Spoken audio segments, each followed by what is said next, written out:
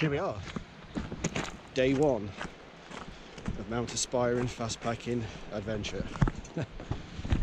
First point of call is Rob Roy Glacier Trek, 10km up and back, and then onwards to Mount Aspiring Hut for the first night.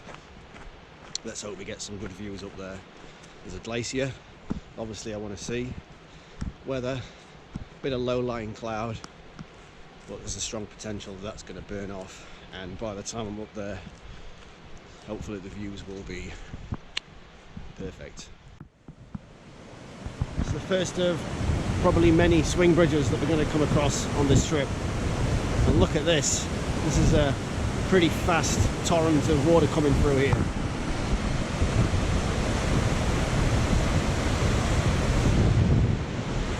It's pretty incredible. So is the view to start with. Yeah.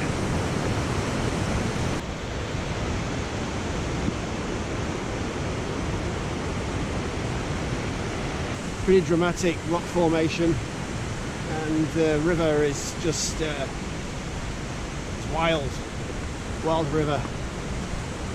Excellent. Feeling pretty good. Almost halfway up now.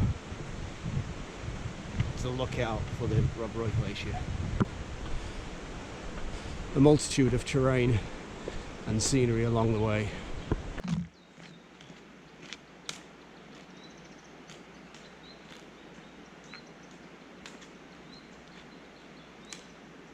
So here we are, this is the lower lookout of the Rob Roy Glacier.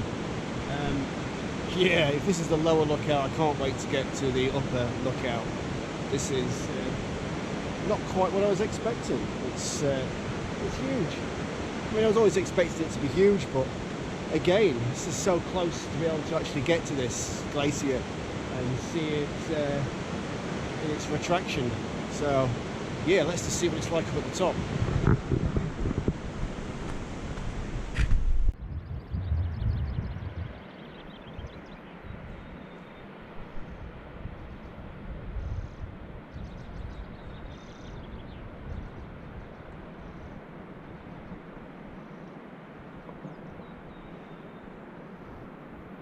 Absolutely incredible.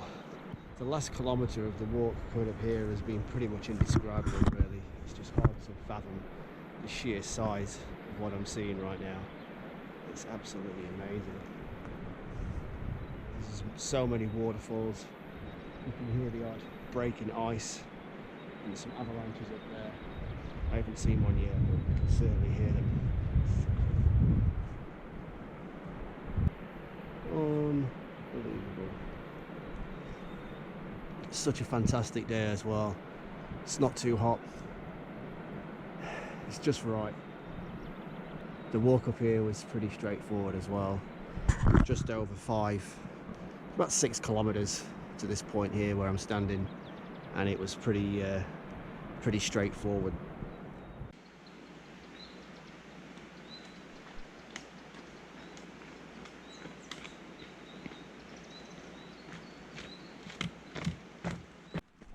Okay, so that's the first part of today done.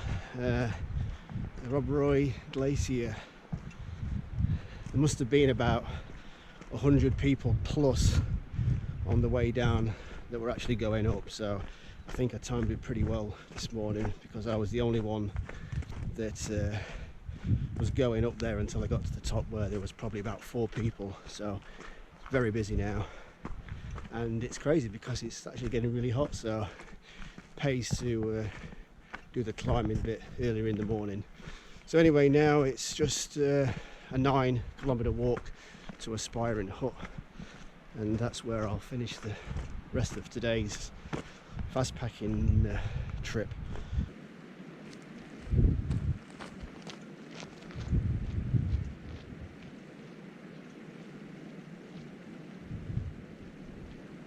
This part of the walk is so much quieter than going up to the Rob Roy.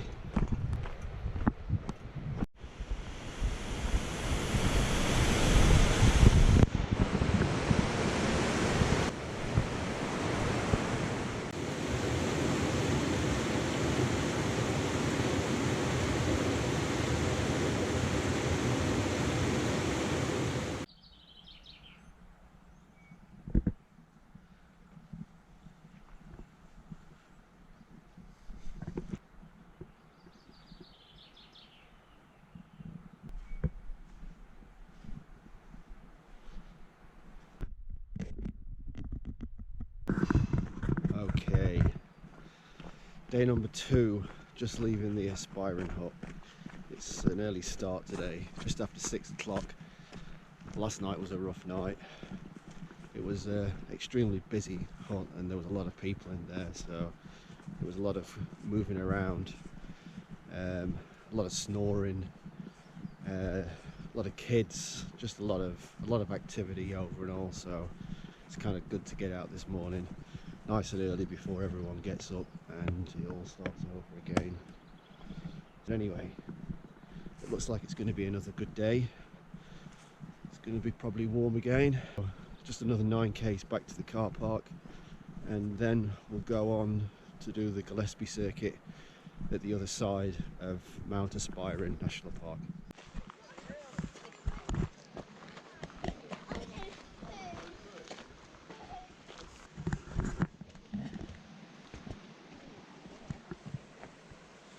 Now that's what I call blue. That's so blue.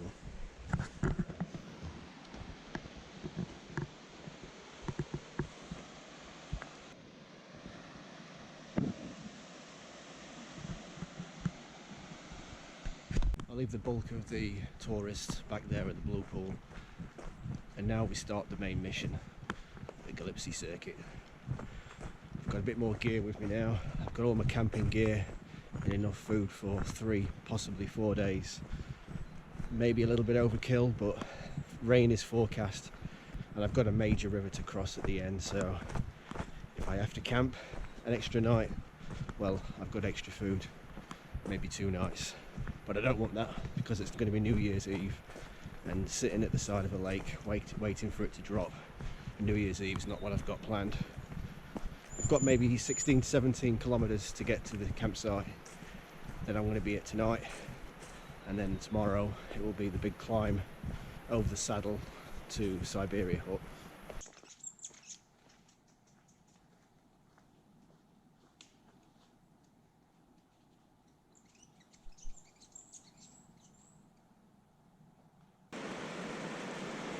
Finding some really nice glimpses of the river passing through here.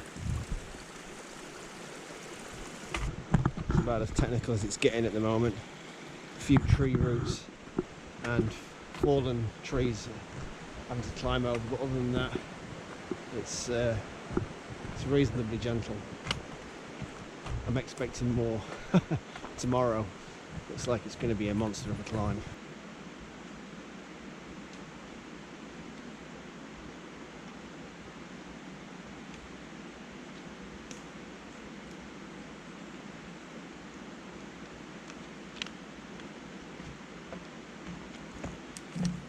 It's just started to climb, it's getting really technical, and now I've noticed this.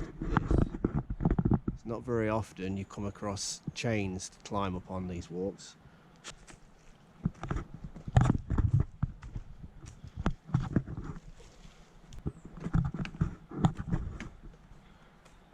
Yep.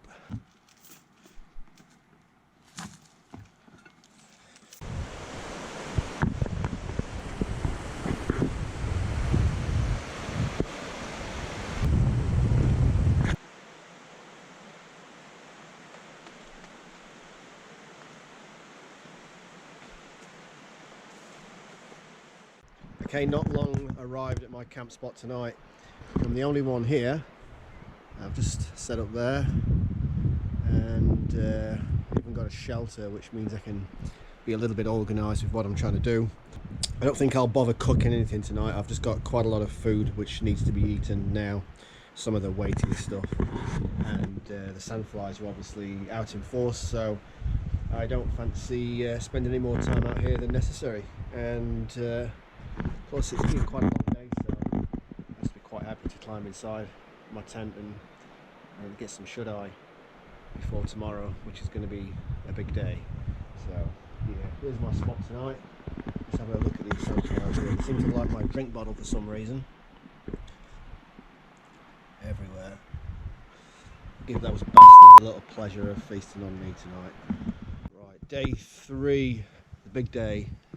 It's an early start today. It was felt a little bit of rain on the tent this morning, and I didn't sleep with the fly on, so I just got up real quick and thought it best to hit the trail as soon soon as possible. I'm going to try and get to Kirin Falls hut today. If I'm going by the dock times, then it's going to be about 11-hour walk day. I've got to go over Gillespie Pass, so that may be the pass that I will be going over today. There's a bit of snow up there. Hoping like hell that it doesn't rain, because if it rains, well then I've got other bigger problems. Okay, so I've just left the young hut where I stopped and freshened up, breakfast, and now the fun starts. So I believe, say it's 6 to 8 hours to get to Siberia Hut, which includes the big climb over Gillespie Pass. Yeah,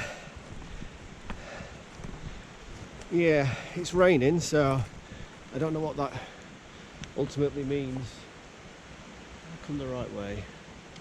See, have to concentrate. A lot of climbing today, but as long as it doesn't settle in for the day, I mean, it's not torrential, we'll be fine. Okay, so now I'm starting to get the first clear view of what I'm about to climb up. Alright, here we go. There's the beast. That's one jaggery piece of rock I need to climb over. I think this one over here, this range, that one in particular with the cloud, is Mount Awful. It's obviously got that name for a reason. This is incredible. Absolutely incredible. There's a glacier over there. Not quite sure what glacier it is, but absolutely stunning.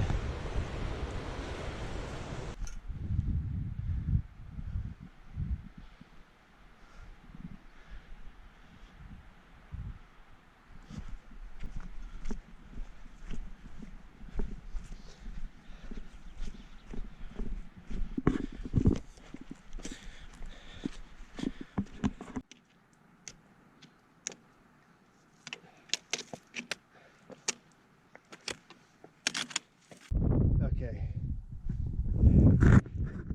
now I've got my first clear view of where I'm going.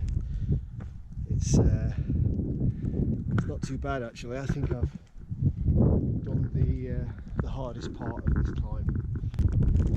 Way up now. This is Mount Awful behind me. I'm glad I'm not going up there. I'm going here. See the markers there? Very windy, and there's a couple of people that you can see there, so that's where I'm going.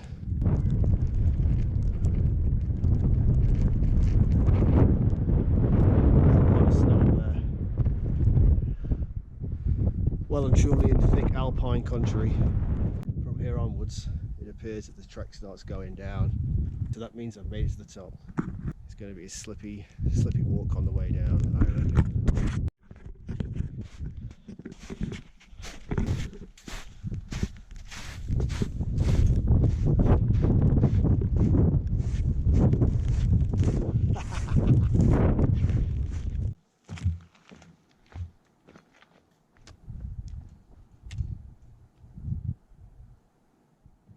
Big meadow prairie land, which is really nice. Nice even footing after climbing over those tree roots and rocks all the way down. It's actually really nice here. Quite a few campers there. I think they've been here for a few days and just using it as a base to go and see lots of other walks and interesting things along the way. Look at the flowers. The flowers are really cool here. Mountain flowers. So it can't be too much further now to Siberia Hut. Making pretty good time. I'll stop for a late lunch, have a coffee, and then go down and finish off at Kirin Falls.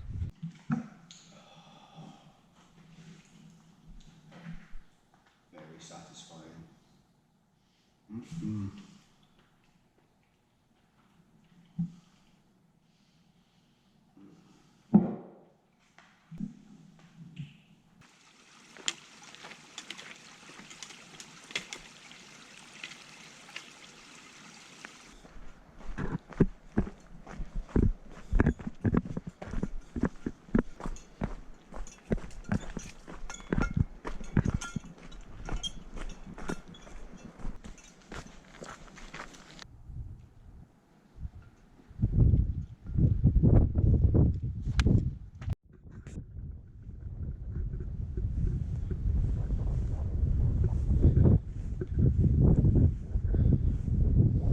So it's another night camping, and that's all right by me.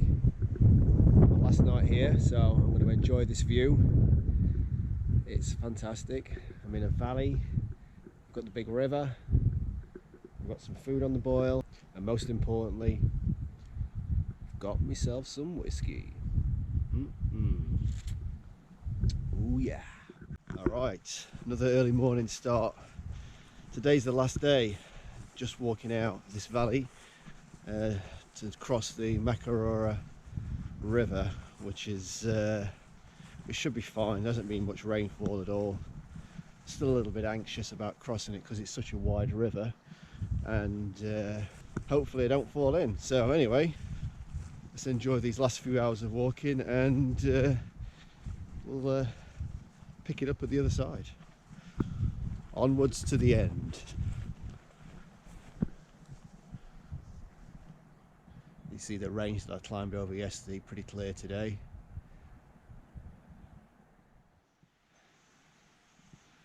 It's carnage, absolute carnage. Just when I thought that I was going to get an easy day today on the last day, it's actually turned out to be a real bitch. Overgrown tracks, trees that have just fallen, big slips, scrambling, most importantly a lack of markers, so there's a lot of turning back and retracing these steps. Really taken quite a lot of time to get through this. I've just got to persevere. Look, I don't even know where this trek goes. It's completely disappeared. And you go down there to the edge of the river, and it's really boggy as well. So I don't know. I'm just gonna have to keep pushing through this.